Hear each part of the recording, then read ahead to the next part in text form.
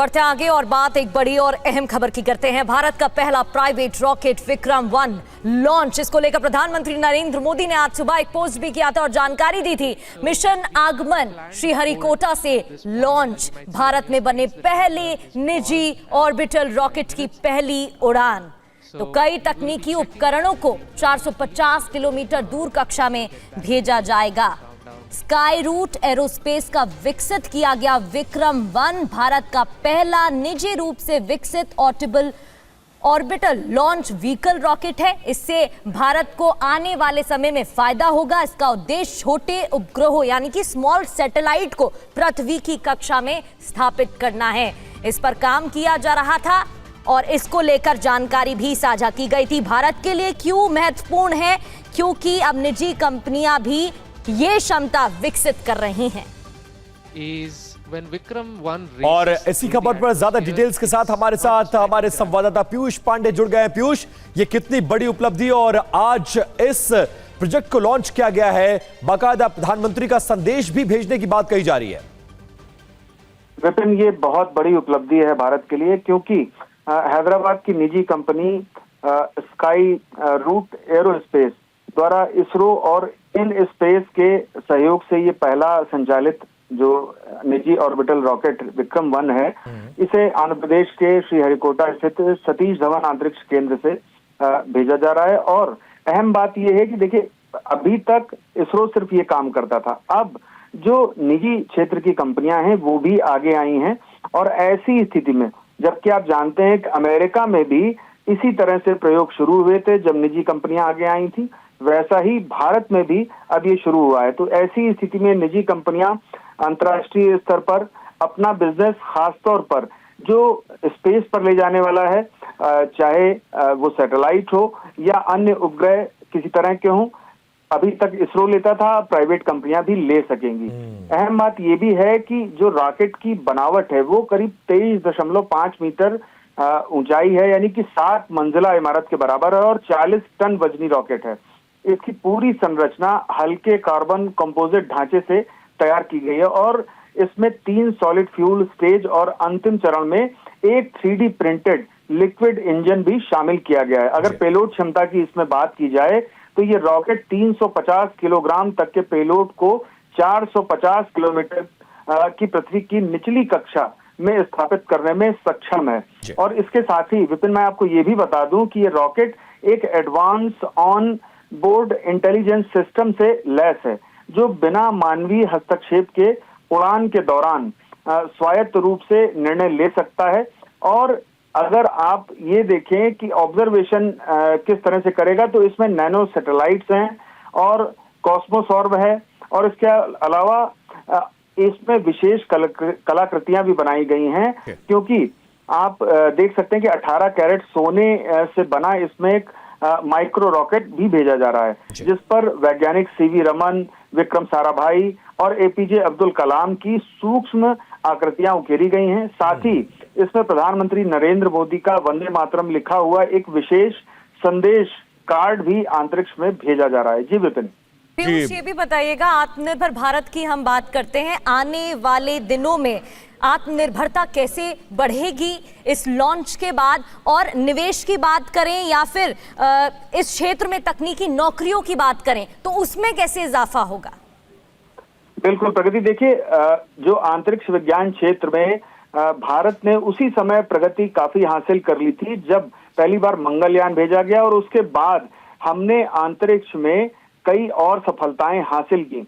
अब आप चाहे चंद्रमा पर जो हमारा सिस्टम था वो भेजने की बात करें, और या फिर उसके बाद जो एक ऑर्बिटर भेजा गया था हमारा, जो सूर्य की ताप को और उसके अलावा अन्य शोध के लिए भेजा गया था, तो हम काफी समय, करीब 4 साल पहले से इस क्षेत्र में काफी आगे बढ़ चुके हैं। अब महत्वपूर्ण बात यह है कि निजी क्षेत्र की कंपनियां भी इस दिशा में आगे बढ़ी हैं। तो ऐसी स्थिति में अब जो इसरो है वो और दूसरी तरफ निजी क्षेत्र की कंपनियां भी इसमें आगे आएंगी।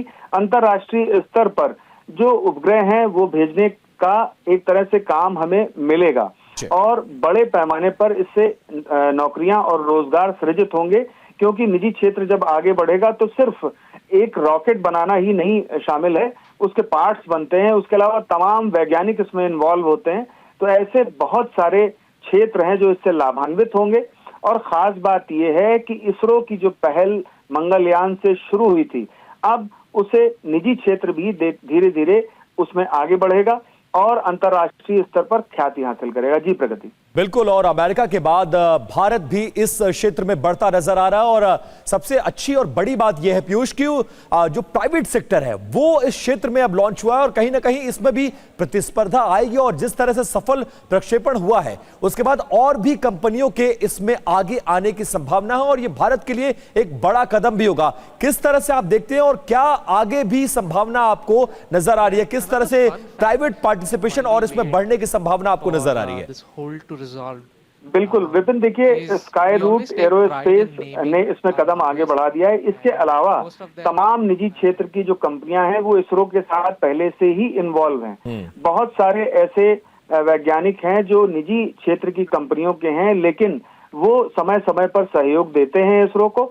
और अब जबकि आप देख सकते हैं कि निजी क्षेत्र का एक तरह से पूरा का फुल फ्लेजेड जब ये लॉन्च शुरू हो गया है, तो ऐसी स्थिति में प्रतिस्पर्धा बढ़ेगी और प्रतिस्पर्धा बढ़ने के साथ अंतरिक्ष विज्ञान क्षेत्र में भारत का निजी कंपनियों का जो हिस्सेदारी है वो भी आगे आएगी।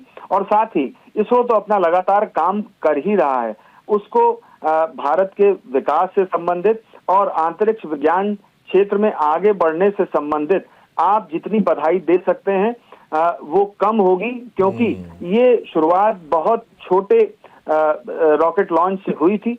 और आज से 46 साल पहले भी हमने एक रॉकेट लॉन्च किया था, वो आज ही का दिन था। और आज जो निजी क्षेत्र की कंपनियां हैं अब इस दिशा में आगे बढ़ रही हैं। तो आप ये समझ सकते हैं विपिन कि ये एक बहुत बड़ा कदम है, खास तौर पर निजी क्षेत्र की कंपनियों के लिए, क्योंकि अब इसरो ने उन्हें स्पेस दिया है और अब देखना यह है कि निजी क्षेत्र की कंपनियां इस स्पेस में कितना कीर्तिमान स्थापित करती हैं। जी बिल्कुल बिल्कुल पीयूष, और वैश्विक लॉन्च बाजार में हिस्सेदारी की बात करें तो वो भी एक बड़ी उपलब्धि है। अगर हम वैश्विक तौर पर देखते हैं, स्टार्टअप की प्रधानमंत्री नरेंद्र मोदी कई दफा जिक्र कर चुके हैं, इस बारे में कई बार बात कर चुके हैं और वो हर एक क्षेत्र में स्टार्टअप को बढ़ावा देने की बात करते हैं। लेकिन यहाँ तो हम इसरो की बात कर रहे हैं, इंडियन स्पेस रिसर्च ऑर्गेनाइजेशन के साथ मिलकर एक प्रोजेक्ट करना और उसे सफल बनाना अपने आप में एक बहुत बड़ी उपलब्धि है। बिल्कुल प्रगति, देखिए इससे पहले नवंबर 2022 में स्काई रूट एरोस्पेस ने भारत का पहला निजी sub orbital rocket Vikram S सफलतापूर्वक लॉन्च किया था, लेकिन उसमें पार्टिसिपेशन इसरो का ज्यादा था, वो पूरी तरह से निजी क्षेत्र का नहीं माना जा सकता था। तो आप ये समझ सकते हैं कि अब जो शुरुआत हुई है उसमें पार्टिसिपेशन इसरो का जरूर है, क्योंकि आप लॉन्च पैड अगर देखेंगे तो वो इसरो का है, बाकी सारा प्रबंधन इसरो का है। क्योंकि बहुत सारी सिक्योरिटीज होती हैं, तो ऐसी स्थिति में पूरी तरह से निजी क्षेत्र की कंपनी पर नहीं छोड़ा जा सकता था और जितना उनको इम्पोर्टेंस और जितना काम उनसे लिया जा सकता तो वो इस बार लिया गया है। देखना यह है कि प्रतिस्पर्धा जब आगे बढ़ेगी तो किस स्तर पर कंपनियों में प्रतिस्पर्धा होगी और उससे कितना रोजगार सृजित होगा और अंतर्राष्ट्रीय स्तर पर अंतरिक्ष विज्ञान क्षेत्र में हमें कितना काम मिलेगा। क्योंकि अभी भी इसरो बड़े पैमाने पर बहुत सारी ऐसे उपग्रह लॉन्च करता है अपने रॉकेट से जो अन्य देशों के होते हैं। और ऐसी स्थिति में जबकि हमारे सामने अब निजी क्षेत्र भी इसमें पार्टिसिपेट कर रहा है, तो जाहिर सी बात है कि अन्य देशों के निजी क्षेत्र भी इसमें शामिल होंगे और वो अपने उपग्रह भी अब अंतरिक्ष में भेजने के लिए भारत की सेवाएं लेंगे। जी प्रगति। इसके अलावा पीयूष, बात यह भी, जब हम विजुअल्स देख रहे हैं, जो तस्वीरें वहां से आई हैं, बहुत बड़ी संख्या में जो बच्चे हैं वो इस लॉन्चिंग के मौके पर मौजूद थे। एक तरह से उनके आंखों में भी सपने को डालने की कोशिश है और संभावनाएं उनके लिए भविष्य में बढ़ती नजर आ रही है, क्योंकि लिमिटेड कंपनीज और लिमिटेड अपॉर्चुनिटी की बात कही जाती है। लेकिन जब ज्यादा कंपनी होंगी, ज्यादा प्रोजेक्ट्स होंगे, ज्यादा पार्टिसिपेशन होगा, तो बच्चों और युवाओं के लिए भी भविष्य में मौके सामने आने की बात कही जा रही है। क्या आपको लगता है कितनी बड़ी संभावना भारत की युवा शक्ति के लिए इस प्राइवेट सेक्टर के इस एरिया में आने के बाद आपको समझ में आ रही है? बिल्कुल विपिन, आप बिल्कुल सही कह रहे हैं। जब निजी क्षेत्र अंतरिक्ष विज्ञान के क्षेत्र में आगे बढ़ेगा तो जिन लोगों को इसरो में मौका नहीं मिल पाया है, जाहिर सी बात है कि उनका पार्टिसिपेशन निजी क्षेत्र में आगे आएगा। और देखिए, रचनात्मकता और खास तौर पर अंतरिक्ष विज्ञान क्षेत्र में रुचि रखने वाले जो बच्चे हैं उनको इससे प्रोत्साहन मिलता है। चाहे मंगलयान का लॉन्च हो और चाहे चंद्रयान 2, चंद्रयान 3 का लॉन्च हो, सभी लॉन्च में हमने देखा कि बड़े पैमाने पर लोगों ने जाकर के वो लॉन्च देखा। खास तौर पर विज्ञान क्षेत्र से जुड़े जो हायर एजुकेशन के बच्चे होते हैं वो इसमें पार्टिसिपेट करते हैं।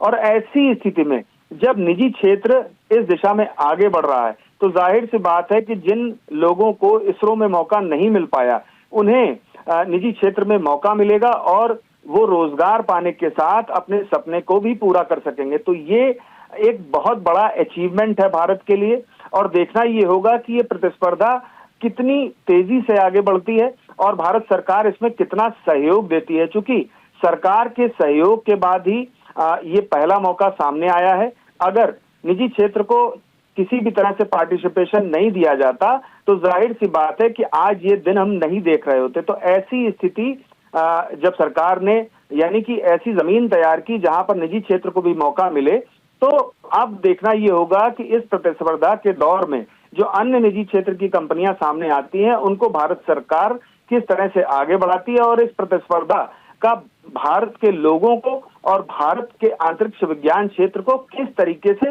लाभ मिलता है। जी विपिन।